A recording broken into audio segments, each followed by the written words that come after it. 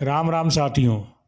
क्या हो अगर मैं आपसे कहूँ कि भगवान शिव का नीलाकंठ सिर्फ एक धार्मिक कथा नहीं बल्कि विज्ञान का ऐसा रहस्य है जो आधुनिक क्वांटम बायोलॉजी और वाइब्रेशनल साइंस को चौंका देता है।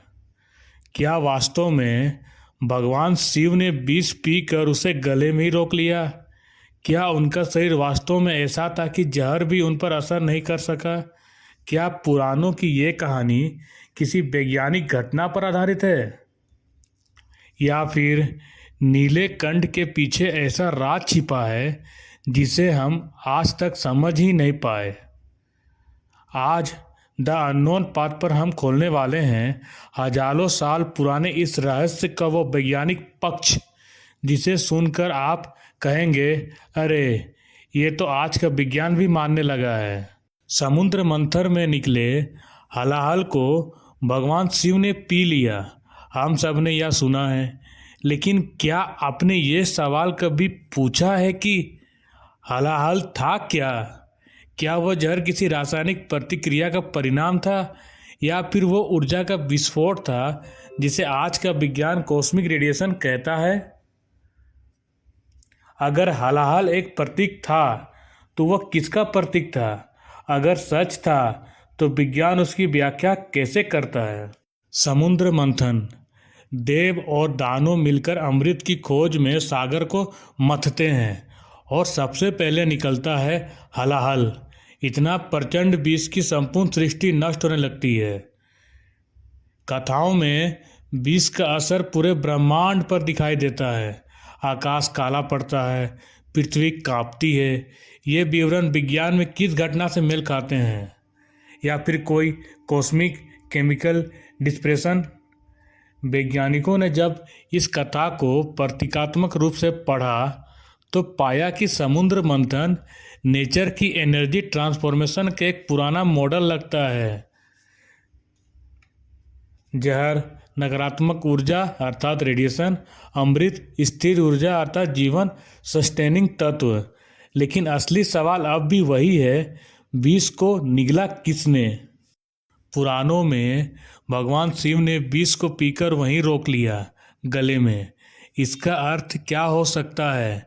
टॉक्सियोलॉजी कहती है कुछ जीव ऐसे प्रोटीन्स बनाते हैं जो पॉइजन न्यूट्रलाइज कर देते हैं, जैसे मुंगोस, टिम्बर, रेटल स्नेक, कुछ समुद्री जीव। क्या नीलकंठ शिव भी ऐसी ही किसी शक्ति का प्रतीक है जो विष को न्यूट्रलाइज कर सके? कुछ वैज्ञानिक मानते हैं कि हलाहल रेडियो एक्टिव एनर्जी का रूपक हो सकता है। जब क्लाइजन से हाई एनर्जी पार्टिकल्स निकलते हैं तो वे नीली रोशनी छोड़ते हैं। तो भगवान शिव का नीलकंठ रेडिएशन एब्जॉर्प्शन का संकेत था। नीला रंग महज पौराणिक नहीं है, वह वैज्ञानिक संकेत भी है। साइकोनिक थ्योरी।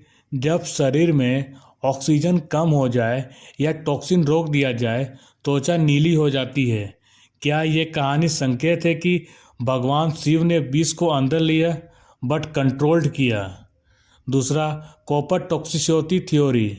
कुछ धातुएं कॉपर शरीर में जाए तो भी नीलापन आता है।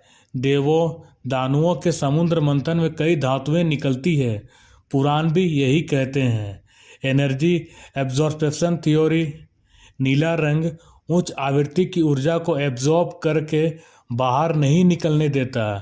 क्या यह ऊर्जा को स्वयं में रोकने की प्रक्रिया का प्रतीक है? यदि हम पुराणों और विज्ञान को साथ रखें तो एक दिलचस्प मॉडल निकलता है। हलाहल equal to high energy toxic radiation. देवधनु इक्वल टू दो विपरीत फोर्सेस, पॉजिटिव और नेगेटिव चार्ज। और भगवान Shiva equal to energy stabiliser, universal absorber. और गला नीला होना energy absorption plus contaminated zone. अब सवाल उठता है, जिन्होंने विष को रोक लिया, जो कॉस्मिक एनर्जी संभाल सकते थे, क्या वे मानव थे, देवता थे या किसी एडवांस सिविलाइजेशन से? कुछ वैज्ञानिक भगवान शिव को इस रूप में देखते हैं, a real ancient yogic master, एक वैज्ञानिक जिन्होंने ऊर्जा नियंत्रण के रहस्य खोजे, एक ऐसे अस्तित्व जो ब्रेथ कंट्रोल साइंस में महारथी थे। प्राणायाम से शरीर में ऑक्सीजन कंट्रोल होता है, कुंभक से टॉक्सिन न्यूट्रलाइज होते हैं। क्या यह कहानी योगिक साइंस की उच्चतम अवस्था का संकेत है? भारत के योगी सदियों से ब्रेथ रिटेंशन और मेटाबॉलिक फ्रीजिंग कर पाते हैं। बीम हाफ मॉडर्न कंट्रोल योगी बर्फ में भी सरवाइव कर लेते हैं। कुछ योगी स्नेक विनम तक न्यूट्रलाइज कर लेते हैं। तो क्या नीलकंठ एडवांस योगी बायोलॉजी का रूपक है? तो सवाल आपसे, पहला सवाल, क्या सच में कोई मनुष्य इतना विष रोक सकता है? आंसर है, सामान्य मनुष्य नहीं, पर एक उच्चतम योगी कर सकता है। शरीर के अंदर सेकुलर मेटाबॉलिज्म फ्रीज हो तो टॉक्सिन्स फैलते नहीं। दूसरा सवाल, क्या भगवान शिव ने विष पिया था या सिर्फ एब्जॉर्ब किया था?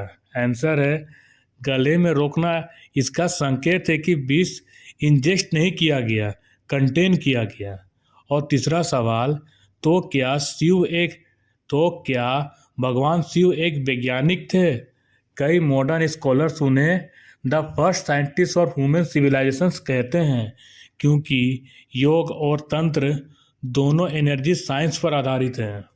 आज भी वैज्ञानिक इस बात पर सहमत नहीं कि हलाल क्या था, लेकिन इतना स्पष्ट है कि इस कथा में गहरा वैज्ञानिक सिंबोलिज्म छिपा है। क्या पुराणों ने एक ऊर्जा संकट का उल्लेख किया? क्या भगवान शिव ने उस संकट को अपने शरीर से एब्जॉर्ब किया? क्या यह किसी एंशिएंट डिजास्टर का संकेत था? इस कहानी का वैज्ञानिक सच क्या है, हम अभी पूरी तरह नहीं जानते, लेकिन एक बात निश्चित है, नीलकंठ केवल एक चमत्कार नहीं, बल्कि एनर्जी साइंस और ह्यूमन पोटेंशियल के सबसे गहरे रहस्यों में से एक है। अब मैं आपसे एक सवाल पूछता हूँ, यदि आपको कभी सच में पता चल जाए कि हलाल क्या था, तो क्या हमारी सभ्यता उसका सामना कर पाएगी? और क्या आज भी कोई ऐसा अस्तित्व है जो भगवान शिव की तरह सृष्टि को बचाने की क्षमता रखता हो? सोचिएगा और द अननोन पाथ से जुड़े रहिएगा।